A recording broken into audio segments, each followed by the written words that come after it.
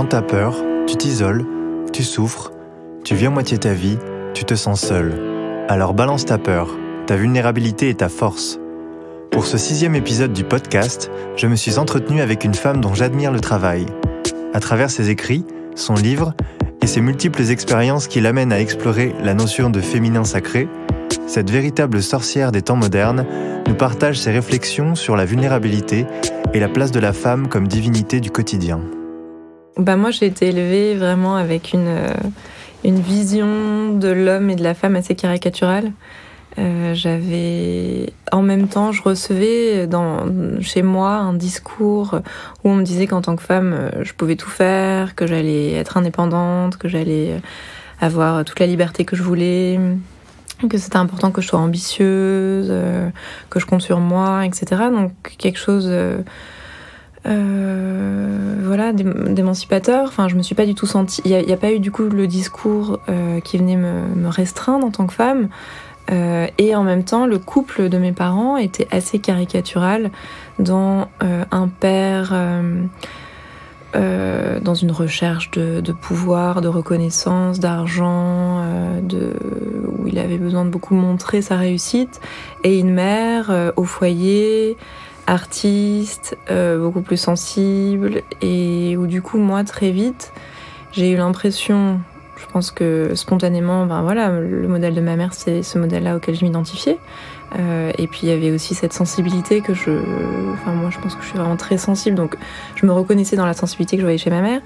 Et en même temps, je me disais, mais si je suis comme elle, je peux pas être cette femme qu'on me vend, libre, ambitieuse, qui réussit, qui est autonome. Donc il y avait une espèce de dichotomie là, de trucs complètement croisés pour moi. Et donc il y a eu vraiment une lutte intérieure pendant toutes mes années, pas vraiment d'enfance parce que c'était pas tellement le sujet, mais plutôt d'adolescence, où je me disais, il faut que toute cette sensibilité, en gros, je la mette de côté parce que c'est la guerrière qui va y arriver. En fait, c'est la guerrière qui va survivre dans ce monde. Et si c'est pas la guerrière, c'est sûrement pas l'autre partie. Tout simplement parce que moi, je voyais que, en gros, ma mère, avec sa sensibilité, elle avait pas vraiment réussi à offrir quelque chose au monde, quoi. Et elle était beaucoup restée à la maison. Et du coup, je me suis... je pense vraiment coupée en deux. Et dès que je sentais que cette sensibilité, que je pouvais nommer aussi fragilité, faiblesse, ça me mettait dans des sentiments peut-être d'impuissance ou de juste être vraiment différente des gens qui avaient autour de moi, quoi. Dès que je sentais ça, je me disais, oulala, mais c'est hyper dangereux, il faut que je cadenasse, quoi. Je mets dans une petite boîte et puis je fais semblant que je suis cette femme qui sait ce qu'elle veut, évidemment, ça n'a pas vraiment très très bien marché de faire ça, ou en tout cas, ça marchait par moments. Et puis, du coup, il y avait de plus en plus de moments où je me sentais coupée de la relation, en fait, tout simplement, parce que j'étais coupée de moi et où j'arrivais pas vraiment à être moi à l'extérieur, si je faisais autre chose que semblant d'être cette femme qui sait ce qu'elle veut et qui est forte, etc. Et donc le paroxysme de ça a été vraiment les années où j'étais en prépa. Donc moi j'ai un parcours hyper classique, bac S, et puis je fais une prépa pour entrer dans une école de commerce, et la prépa c'est vraiment un environnement hyper compétitif, on ne doit pas se poser de questions, moi j'ai vraiment super mal vécu ces 2 années, et je raconte souvent, je me souviens un peu le paroxysme de ça, c'était avant les concours, quand les profs nous apprenaient à faire semblant d'être contents des sujets qu'on recevait pour déstabiliser les autres. Voilà, on était vraiment, moi j'étais vraiment dans un truc où je peux pas montrer que je sais pas, quoi. Et même, il faut que je montre que je sais, et que ça, je vais même l'utiliser contre les autres, quoi. Vraiment. Donc après ça, j'étais un peu... j'en pouvais plus, en fait, de cet environnement et de cette armure qu'on me demandait de porter. Et quand je suis arrivée en école, j'ai senti que il y avait quand même beaucoup des camarades de promo qui la portaient, cette armure. Et que, en même temps, ils avaient raison, parce que c'était ça, ce qu'on attendait de nous, et le côté, ambitieux, qui se projette, etc. Et là, du coup, c'était vraiment trop pour moi. Donc, j'ai fait une dépression. Enfin, j'étais vraiment complètement à côté de mes pompes, quoi. À ce moment-là, à me sentir vraiment trop loin de cet environnement. Et du coup, j'ai eu la chance de croiser un thérapeute qui m'a fait comprendre que cette sensibilité, c'était pas un boulet que je me traînais, c'était pas une tare, c'était pas quelque chose dont je devais avoir honte, mais qu'au contraire, c'était une super ressource, quoi.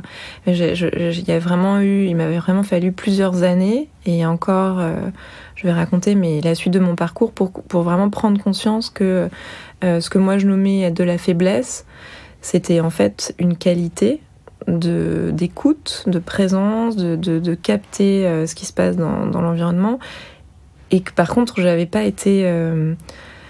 les armes pour m'en servir, quoi, que je la subissais cette qualité d'écoute, mais je savais pas trop quoi en faire.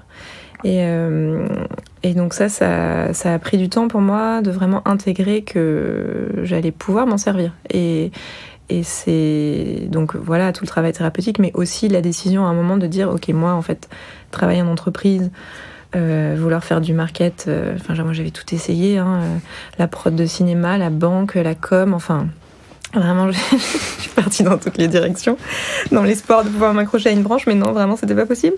Donc finalement le fait de dire en fait ok, moi j'ai envie d'être psychologue, ou en tout cas d'être thérapeute, d'accompagner les gens et de mettre cette sensibilité au service de mon métier, mais aussi au service des autres. Je pense que ça c'est ce qui est venu asseoir en tout cas intellectuellement le fait que j'avais pas à avoir peur de ma vulnérabilité, j'avais pas à avoir peur de ma sensibilité. Et donc voilà, ce choix de changer de vie, ça a été vraiment je pense quelque chose qui m'a vraiment permis de me rapprocher de moi. En même temps, pas du tout facile à assumer, parce que voilà, pour continuer à parler un peu de ma famille, dans ma famille, donc moi je suis l'aînée, j'ai 2 plus jeunes sœurs, et on a toutes les 3 fait la même école de commerce que notre père. Donc il y avait une injonction comme ça, on a tous dans la famille fait l'ESSEC, c'était c'était le chemin tout tracé, quoi. Donc moi quand j'ai osé dire en fait ce diplôme-là je vais rien en faire parce que ce que je veux c'est aller travailler avec des enfants autistes, c'était pas très facile non plus à assumer dans ma famille, en tout cas ça a un peu surpris, et ça, c'est quelque chose que j'ai retrouvé aussi longtemps dans ma vie après, d'avoir envie de vivre des expériences ou de me retrouver dans des univers très loin, assez éloignés finalement de l'univers d'où je viens. Et il y a du coup aussi une peur, aussi quelque chose de l'ordre d'arriver à assumer, je sais pas si c'est cette sensibilité ou en tout cas cet intérêt ou cette recherche d'authenticité, de vulnérabilité, de vérité, que finalement je trouve dans pas tant d'espace que ça, quoi. Et donc tout à l'heure je disais l'importance de choisir de devenir psy pour assumer cette part de vulnérabilité, et en même temps du coup ça c'était il y a je pense 12-14 ans en gros que j'ai fait ce choix, mais depuis il y a j'ai l'impression d'être encore chaque jour, à chaque fois que je suis confrontée à ma vulnérabilité, à chaque fois que je me sens vraiment vulnérable, c'est pas simple pour moi de le valoriser en fait, et de l'assumer et de le partager, et du coup de dire à l'autre je me sens blessée, je me sens triste, je me sens en colère, j'ai envie de ça. Pourtant aujourd'hui, moi après devenue psy, j'ai travaillé plutôt, en tout cas aujourd'hui je travaille en tant que formatrice en entreprise. Donc je forme les gens, j'apprends aux gens à s'affirmer, à communiquer, etc. Mais je vois que c'est un processus vraiment complexe, parce que quand on se sent vulnérable, moi en tout cas quand je me sens vulnérable, je suis dans la peur. En fait, je sens que j'ai plus le contrôle, que je suis à la merci de ce qui peut se passer, de l'autre, de la relation, et que souvent, en fait, je pense que moi, je suis quelqu'un qui est vachement confiance en moi, en mon chemin, en la vie, etc. Mais justement, quand je suis vulnérable, je perds toute confiance. Et du coup, à ce moment-là, ok, rationnellement, je sais que je peux partager ma vulnérabilité, que c'est une force, etc. Mais en fait, à ce moment-là, je le sens pas vraiment comme ça, quoi.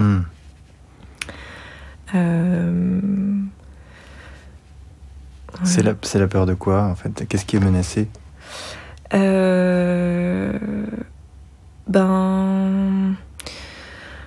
Ça dépend de ce qui me rend vulnérable, en fait. Je pense que ça peut être la peur de, basiquement, quand même, pas être aimé, pas être à la hauteur, pas y arriver. Ça, c'est quelque chose que je connais bien. Et puis toutes les peurs qui vont avec, peur d'être utilisé, d'être trahi, d'être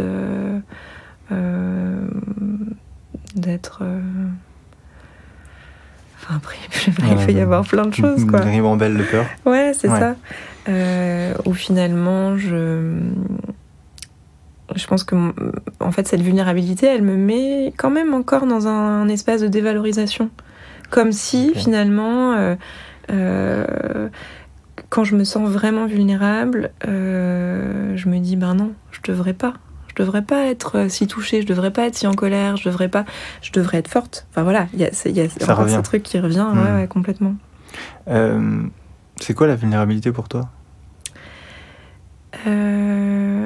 C'est une sensation physique de, justement, perte de contrôle,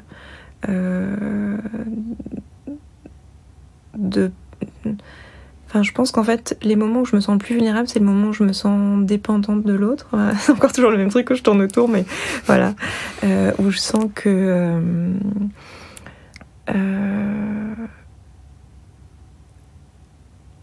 où en fait, la relation va vraiment me bousculer.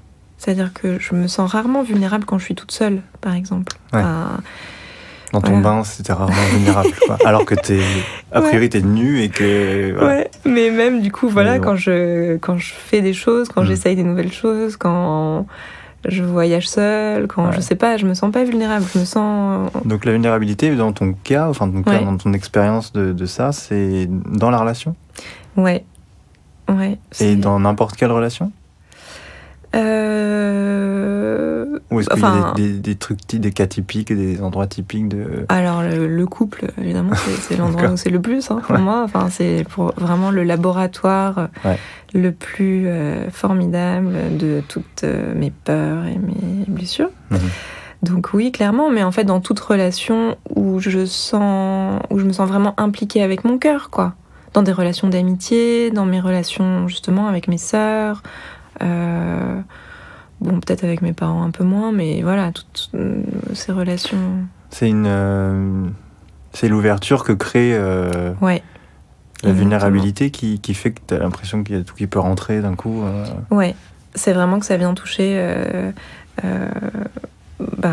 mon cœur qui est ouvert, derrière lequel, qui a plus toutes ces petites couches de protection. Je les vois un peu, aujourd'hui c'est plus les grosses armures, mais c'est un peu comme, je crois que mon cœur parfois il a une petite croûte de sel, là, une petite croûte un peu noire, un peu sombre, qui fait que je me dis, l'autre va pas me mettre en danger, en fait. Et quand justement ça tombe ou ça s'ouvre,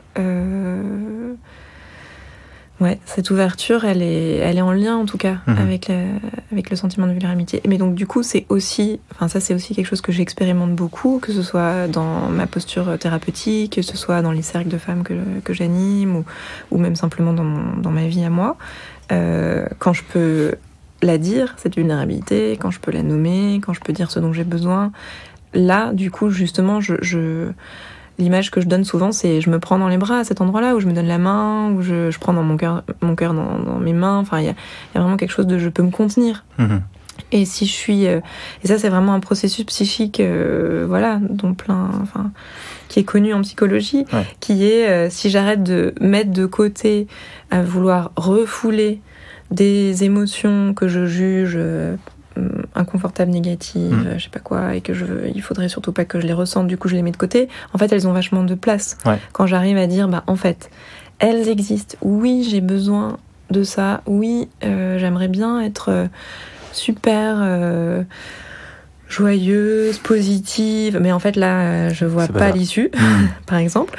Le fait de pouvoir le dire, ça me redonne complètement ma verticalité en fait. Je pense que cette idée de puissance pour moi c'est vraiment ça, c'est à partir du moment où ça peut être entendu, ça veut dire que moi je l'accepte et que je peux le montrer à l'autre.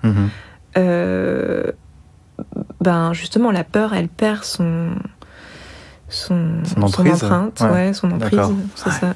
Mais alors du coup, ça me fait réfléchir. Est-ce que finalement, c'est pas être vulnérable que de prendre ses peurs et les livrer complètement à l'autre? Enfin, en tout cas, tu me disais justement que c'est pas en les mettant de côté que ça fonctionne, mais c'est plutôt en les reconnaissant et en les acceptant. Est-ce que c'est pas le moment où tu es le plus vulnérable finalement, le moment où tu acceptes? Si, ouais, carrément. D'accord. C'est ça. En fait, et pourtant, c'est d'être vulnérable qui t'aide à ne plus l'être, en fait. Il y a un peu, tu vois. Ouais. Alors, je dirais que c'est courageux d'oser regarder ses peurs pour pouvoir les exprimer, et qu'à ce moment-là, en même temps c'est courageux, mais en même temps c'est assumer complètement sa vulnérabilité. Et en fait, quand je l'assume complètement, que j'ai peur en fait. Si j'ai peur, c'est que je suis vulnérable, ou que je me sens vulnérable. Et c'est le fait de pouvoir l'assumer complètement qui fait qu'en fait, ça disparaît. Disons que si tu la vis pas complètement, elle est encore là en fait. Ouais, c'est ça. Faut qu'elle soit complètement reconnue dans son entièreté pour qu'elle ait plus besoin d'être là, en fait. Mais ça, c'est vraiment du coup, par exemple, moi j'ai fait pas mal de travail on va dire de gestalt ou donc du tu coup, peux préciser pour ceux qui connaissent pas. C'est-à-dire où on va dans un espace symbolique, donc par exemple comme si on avait un tapis par terre qui représente notre vie ou une situation de notre vie. On va utiliser des personnes ou des objets qui vont représenter par exemple ces peurs. Et du coup, c'est vraiment en les nommant, en les reconnaissant et en faisant quelque chose. Mais c'est comme un processus à traverser, quoi. Voilà, ces peurs, ce serait par exemple... Voilà, je vais raconter plus concrètement. Quand j'ai commencé, je disais à 20 ans mon travail thérapeutique, donc il y avait pas mal de choses comme ça que je faisais. Je me souviens plus du tout des thèmes des premiers exercices de Gestalt, travaux de Gestalt que je faisais, mais en gros, par exemple, je peux dire, cette peur de pas être à la hauteur, elle me paralyse et elle me donne la sensation d'avoir les bras bloqués, que je peux plus rien faire, je suis figée comme ça. Donc symboliquement, le thérapeute, il va m'enrouler autour du buste un tissu qui va me serrer les bras contre le torse pour que j'ai cette sensation de figé. Et puis du coup, je vais dans l'expérience, dans mon corps, vraiment plonger, vraiment le faire. Et d'être figé. Je vais me dire, ah oui, c'est vraiment comme ça que je le vis dans ma vie. Puis il y a un moment où, du coup, il y a une force à l'intérieur qui prend le dessus et qui dit non mais là c'est pas possible en fait. J'ai besoin de changer cette situation. Et du coup il y a comme une énergie qui vient, qui était bloquée parce que psychiquement je m'en remettais dans le fait d'être figée. Je sais pas si c'est très clair, mais et du coup cette énergie elle vient et elle va faire que ok, je vais réussir à enlever ce tissu autour de mes bras et de me dire non mais en fait j'ai la capacité d'agir, quoi. Mais c'est du coup dans le fait de plonger vraiment dans cette sensation de peur qui fait que en fait je me rends compte que j'ai toutes les ressources pour les transformer, traverser, je sais pas. Ok, super. Tu me disais justement que tu avais malgré le parcours familial côté paternel, au niveau scolaire, au niveau la vie d'étudiant, finalement, tu as choisi une autre voie. Est-ce que tu sens encore le poids de ce parcours, finalement, qu'avait choisi ton père et puis aussi ta sœur, je crois, c'est ça ? Ouais. Est-ce que tu sens encore le poids ou le conditionnement ou le... Ouais. Donc par rapport à mon parcours, aujourd'hui, je suis super en paix, en fait, d'avoir fait ça. Voilà, je pense que... Et puis du coup, aujourd'hui, je travaille en entreprise. Enfin, j'ai vraiment... je suis passée d'un extrême à l'autre pour trouver un équilibre entre les deux, mais ça m'est très utile d'avoir fait l'ESSEC. Merci beaucoup. Voilà, je suis très contente. Par contre, le poids de cette injonction d'être ambitieuse et d'être toujours la meilleure, je le sens encore. Et du coup, ça se manifeste pas du tout de la même manière parce qu'aujourd'hui, je fais que des choses que j'aime et que des choses qui ont du sens pour moi. Mais par contre, j'ai toujours cette pression que je me mets. Mais je pensais encore à ça ce matin dans la rue. Je me disais, mais je me laisse jamais tranquille, quoi. Dès que j'ai fait quelque chose et que ça s'est bien passé, que c'est fait, je me dis, ok, c'est quoi le prochain pas, quoi. Et en même temps, voilà, c'est super. Mais je vois bien aussi qu'à l'intérieur de moi, ça génère pas mal de stress parce que c'est jamais assez, quoi. Voilà, ça c'est quelque chose que j'entendais beaucoup quand j'étais enfant et ouais, je vois que c'est encore présent. C'est encore présent. Ouais. Ouais. Tu parlais de la guerrière au tout début. Comment tu la qualifies? Est-ce que tu as justement réussi à lui donner une place aussi? Ou est-ce que tu as complètement choisi d'exprimer la vulnérabilité, la sensibilité, d'en faire un métier, etc. Ou quelle est la place de la guerrière et comment tu la qualifies, pour les personnes qui ne voient pas forcément ce que c'est? Je pense qu'il pourrait y avoir deux guerrières à l'intérieur de moi. Une qui sait utiliser sa colère pour dire ça ne me convient pas, je ne veux pas ça, je pose mes limites, je fais respecter mon territoire, et ça c'est vraiment la saine guerrière dont j'ai besoin chaque jour pour dire non à des propositions, des choses qui ne me conviennent pas. Enfin voilà, je pense que ça j'ai vraiment appris à le développer parce que je savais pas du tout faire. Et que cette notion de territoire, ça a été aussi un grand chantier pour moi. Donc cette guerrière-là, je m'en sers, elle est utile et vraiment, je pense qu'on a tous vraiment besoin d'elle, ou du guerrier. Mais je vois aussi qu'il y a, et je me rends compte en ce moment beaucoup, cette guerrière qui est plutôt la femme blessée, qui va anticiper chaque tentative de rapprochement comme une tentative d'envahissement, par exemple. Enfin, la guerrière qui, en fait, part un peu trop au quart de tour et qui ne pose pas ses limites de manière très juste, on va dire, ou alors qui le fait plutôt contre l'autre. Enfin, voilà, là, je suis vraiment là-dedans aujourd'hui. Comment est-ce que, par exemple... moi, donc, je suis en couple, j'ai des enfants... et en même temps j'ai un grand besoin de liberté et de pouvoir faire plein de choses, d'apprendre, de rencontrer des gens, etc. Donc j'ai toujours un petit peu quand même la sensation que ma vie de mère et d'épouse, ça me contraint dans un rôle qui est un peu antinomique de cette liberté, quoi, on va dire. Et je pense qu'il y a la guerrière blessée. C'est celle qui dit ok, je prends mon agenda 2019 et je vais remplir tous les mois, je vais faire 15 000 trucs, comme ça je suis sûre de pas trop me sentir enfermée dans ma vie de famille. D'avoir de la place pour moi. Voilà. Et parfois c'est peut-être un peu excessif. Je pense que dans cet excès, ça parle vraiment de cette partie blessée de moi. Et du coup, c'est la peur de quoi qui fait réagir cette guerrière? La peur d'être enfermée, d'être limitée. Du coup, d'être que au service, ou d'être... Mais en fait, je pense qu'on peut rentrer dans des choses beaucoup plus intimes encore, mais c'est aussi du coup la peur d'être vraiment complètement en lien, en fait. Et dans le lien, pleinement en lien, j'ai plus justement cet échappatoire où je peux dire non mais attends, si ça va pas, ou si c'est trop dur avec mes enfants, c'est pas grave parce que de toute façon je pars, quoi. Et d'être vraiment obligée d'être là. Et je pense que ça, c'est... C'est vrai, j'ai remarqué depuis que j'ai ouvert le compte et puis depuis que je fais ce travail aussi thérapeutique, il y a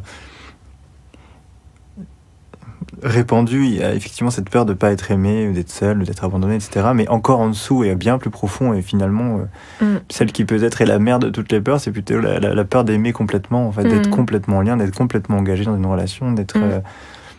entièrement disponible et donc vulnérable à l'autre aussi, c'est ça? Ouais, complètement. Vraiment, c'est... je pense on a plus peur d'aimer que d'être aimé. Enfin, il y a un truc qui pourrait paraître paradoxal. Enfin... En tout cas, pour moi, c'est... je vois comme ça a été un mécanisme de projection, c'est-à-dire que j'ai beaucoup projeté chez l'autre.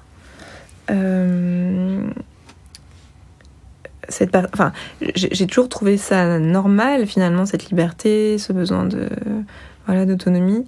Et j'ai jamais voulu voir à quel point j'étais pas complètement avec, en fait. Et c'est ça, quand tu dis cette peur qui est en dessous, pour moi, c'est vraiment ça, c'est de découvrir que derrière la peur de pas être aimé, il y a cette peur de mais qu'est-ce qui se passe, en fait, si je donne tout, c'est ça. Si je suis complètement avec l'autre. Je pense que c'est vraiment le flip de... Enfin, je sais pas, ça a dû être théorisé, mais le flip de cette fusion. En fait, le flip de... Et puis, du coup, oui, d'être complètement vulnérable, c'est sûr. C'est ça. Comment t'es venu, justement, cet intérêt et puis ces notions pour la guerrière, pour le féminin, le masculin, enfin... Comment ça t'est venu, en fait, cette sensibilité-là, justement, et cette curiosité? Moi, du coup, voilà, quand je suis arrivée en école, quand j'étais en dépression, en tout cas quand je cherchais à être moi et à être bien avec qui j'étais, je me suis beaucoup demandé qu'est-ce que ça voulait dire être une femme, en fait. J'avais l'impression que, du coup, le modèle guerrière ambitieuse qui peut... Alors là, je vais superposer un peu trop de choses, mais en tout cas, le modèle ambitieuse, qui sait ce qu'elle veut, qui fonce, qui ressemble plutôt à un mec, et qui n'assume pas vraiment sa partie sensible et vulnérable, même si j'aime pas catégoriser les choses comme ça, mais bon, en tout cas... je vais reprendre...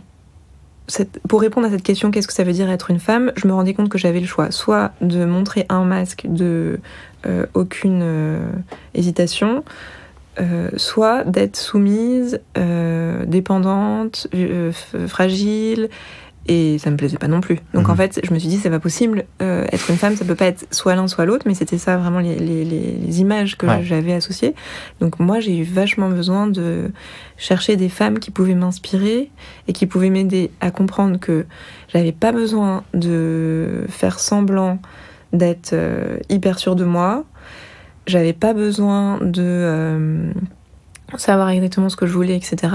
Et qu'en même temps, j'avais... que assumer ma sensibilité, ça voulait pas dire être faible, dépendante et je sais pas quoi. Donc vraiment, cette question au départ, c'était dans l'essence même d'être une femme, c'est quoi cette valeur, quoi. Et j'avais vraiment l'intuition, et ça c'est quelque chose que je retrouve beaucoup dans les femmes qui arrivent sur ce chemin, comme une intuition qu'on nous a pas dit qu'il y avait des choses qu'on pouvait valoriser dans notre identité de femme, parce qu'elles sont en fait pas valorisées dans la société, et qu'on devrait s'en rappeler. Donc il y a même cette idée qu'il y aurait peut-être eu une transmission, qu'à une autre époque, les femmes savaient comment être des femmes entières, en fait, entières, complètes, bien dans leur peau, puissantes, et que ça, aujourd'hui, je sais pas, moi, dans ma génération, j'en ai pas vu tant que ça, des femmes. C'est-à-dire que les femmes puissantes, c'était les femmes, en fait, qui étaient à la tête des entreprises, mais qui étaient pas du tout... on va dire sensibles, ou en tout cas dans le cœur, ou voilà, ou reliés à leur intuition, ou reliés au divin. Et donc du coup, il y avait vraiment plein de modèles à inventer. Et bon, ça c'était vraiment la question au départ pour moi, mais j'ai l'impression chaque jour que c'est exactement ça, ce que les femmes sont en train, enfin les hommes et les femmes, ce qu'on est en train ensemble de construire, c'est une nouvelle liberté. Et une femme qui prend sa liberté aujourd'hui, elle paye forcément le prix de la culpabilité si elle a des enfants, de la culpabilité par rapport aux femmes des générations précédentes qui n'ont jamais eu autant de liberté qu'elle. Enfin, voilà, il y a vraiment quelque chose à inventer de une identité de femme et une entièreté, une puissance, un sentiment de complétude. Et je crois que c'est vraiment ça qui m'intéresse, parce que j'ai l'impression que c'est que des nouveaux territoires à créer. Enfin, en tout cas dans ma vie, pour moi, c'est chaque jour un pas vers quelque chose que je connais pas, quoi. Ouais. Okay. T'as des exemples dans ta vie personnelle, mais aussi, même plus largement, des exemples dans le monde de réunions intérieures comme ça, d'exemples de femmes qui représentent pour toi, en tout cas, ce chemin vers à la fois l'expression de leur féminin et leur masculin, du coup, finalement. Elle peut être décédée, hein. C'est pas obligé qu'elle soit encore vivante. En fait, je sais pas si c'est très prétentieux de dire ça, mais j'ai l'impression que c'est en train d'arriver, mais je sais pas si ça existe tant que ça. C'est-à-dire que oui, bien sûr, des femmes inspirantes, je peux en citer plein. Des femmes qui m'ont inspirée parce qu'elles étaient connectées à leurs femmes sauvages, à leurs femmes féroces, à leurs femmes puissantes, mais des femmes qui sont vraiment équilibrées entre les deux polarités. J'en vois pas tant que ça, et j'ai vraiment l'impression que c'est maintenant que c'est possible, quoi, que c'est en train d'être possible, mais bon, c'est peut-être que j'en connais pas assez, hein, ou alors que je suis trop jugeante, je sais pas. Mais exigeante. Ouais, sûrement. Mais en même temps, c'est bien aussi de pas essayer. Enfin, du coup, ce que je trouve intéressant, c'est que justement, on n'a pas de modèle. Enfin, moi, je sens que j'ai pas de modèle. Je me dis pas, j'ai envie d'être comme elle, par exemple, et que c'est justement cet équilibre, il est à trouver dans mon cœur. Enfin, c'est-à-dire que c'est que moi qui peux savoir si je suis équilibrée, en fait. Enfin, et peut-être je peux manifester des choses à l'extérieur et les gens vont projeter sur moi quelque chose, mais il y a que moi qui vais sentir que justement, quand il y a les deux polarités équilibrées, il y a quelque chose. Physiquement, je le sens au niveau de mon cœur qui rayonne, et je sais que là, je suis dans cet équilibre, en fait. Ouais. Est-ce que la vulnérabilité, c'est de l'ordre du féminin? Ah là là, j'en ai marre de ces catégorisations. Bah, c'est pour ça que je te demande, parce qu'on parle de ça. Ouais, complètement. Non, mais c'est une très bonne question. Ma réponse est dans ma question, mais je te laisse répondre. Alors, donc j'aime bien... Donc moi, j'aime bien cette vision du féminin qui est notre autre côté, et qui est... donc, Annick de Souzenel, elle dit... elle parle en hébreu, en fait, le terme mâle, c'est celui qui se souvient. Qui se souvient, et Ève, évidemment, c'est pas la côte d'Adam, c'est son autre côté. Donc, pour être un être humain aligné, on va dire, ou debout, il faut se rappeler que on n'est pas juste notre ego, je pourrais dire les choses comme ça, mais qu'on est aussi cette partie-là qui est dans l'ombre, mystérieuse, connectée au divin, et vulnérable. Et il se trouve que dans ces définitions masculin-féminin, il y a plein de grilles de lecture qui se mélangent, de genre, de sexe, au niveau psychologique.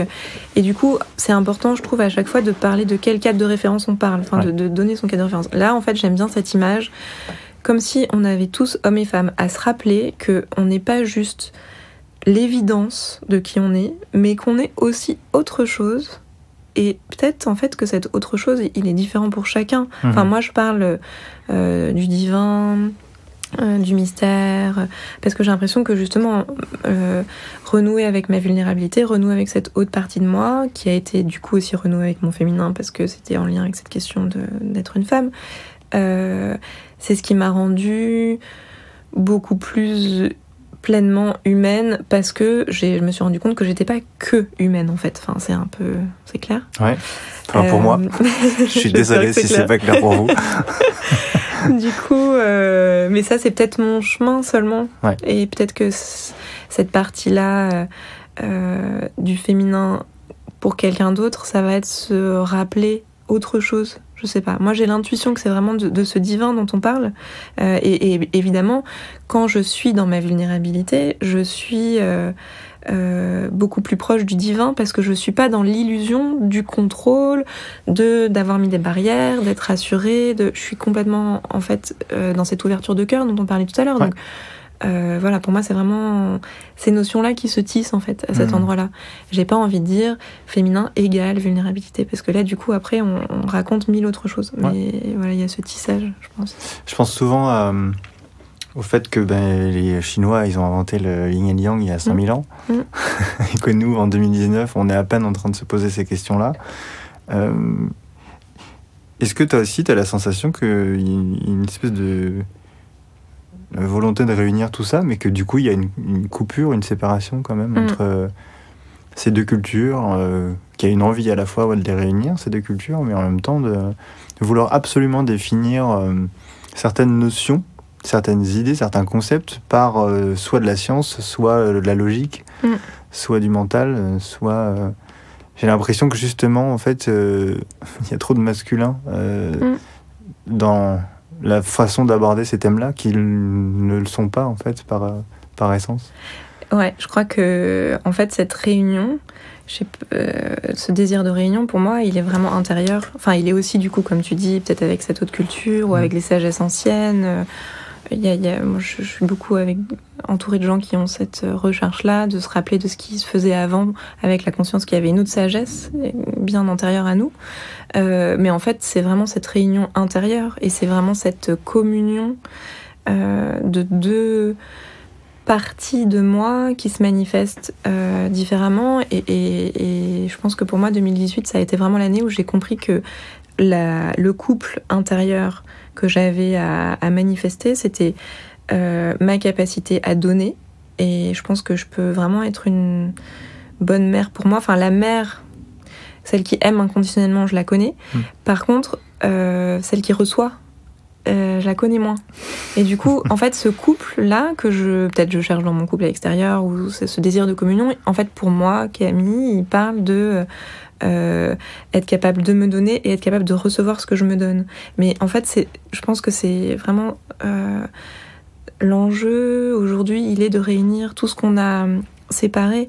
Et bien sûr qu'à un moment, c'est important de séparer, de mettre des étiquettes et de dire c'est deux choses différentes parce que ça nous permet de comprendre. Et comme tu dis, on a un mental et on est en France, on valorise tellement le rationnel qu'on a vraiment besoin de mettre des étiquettes. Mais en fait, c'est comme le chaud et le froid, il n'y a pas un moment où la température devient chaude ou devient froide. C'est que c'est un éventail entre les deux. Et souvent, quand on parle du masculin-féminin, on oublie qu'en fait, on a l'impression qu'on parle de deux choses, alors qu'en fait, on parle d'un éventail. Ouais. Et c'est une belle image, ça. Voilà, il faut... Donc, c'est ça, cette réunification. En fait. Ouais, voilà, exactement. Ouais. Et c'est un chouette... Est-ce que le fait d'avoir des enfants a créé des nouvelles peurs chez la femme ?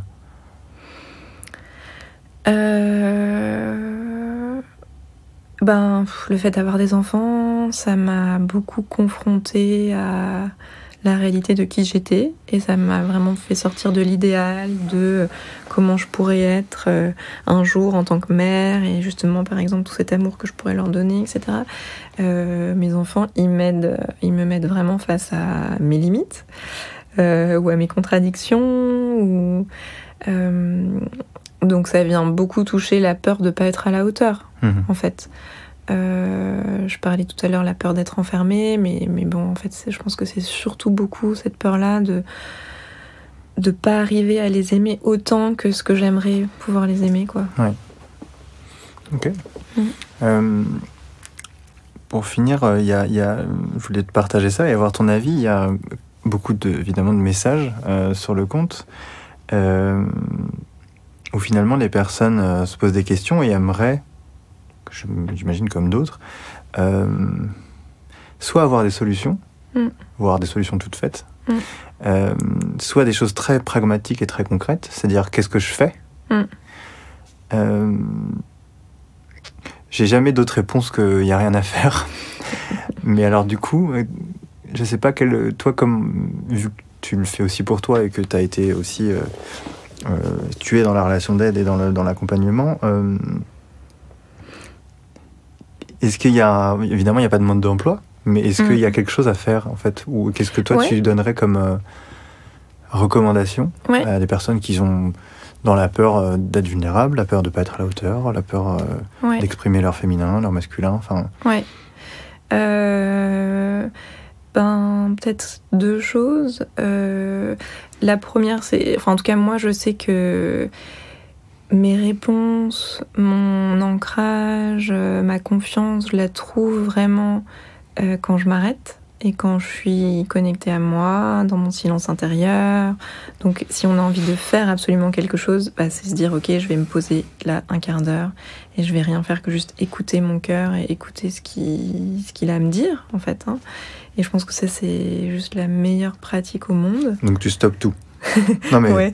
concrètement alors, tu fais une vraie pause quoi. Ouais, c'est ça, ou alors si je peux pas parce que je suis sur mon lieu de travail ou je sais pas quoi, je me dis ok là en fait ce soir quand je rentre, en tout cas par exemple moi j'ai traversé un moment de grande vulnérabilité il y a quelques mois et j'avais besoin dans mes journées de prendre, et c'était pas un quart d'heure, c'était vraiment plus longtemps que ça, du temps juste pour être avec moi et gérer les 1000 émotions par lesquelles je passais quoi. Donc quand on est vulnérable, on a vraiment besoin de temps, de silence, et puis d'être bienveillant avec ça et de se dire que voilà, on est humain. Enfin moi je vois beaucoup les gens en formation qui aimeraient la formation sur la gestion des émotions ne plus ressentir de la peur, de la colère, de la tristesse. J'ai envie de leur dire, je leur dis d'ailleurs, c'est pas possible. On est humain, donc voilà. L'idée c'est pas de plus avoir peur. Non, voilà. Et du coup par rapport à la peur, ce que je disais tout à l'heure, c'est que la peur, elle existe à 90% dans notre mental, en fait. Et du coup, ce qu'on peut faire aussi par rapport à la peur, c'est aussi oser, quoi.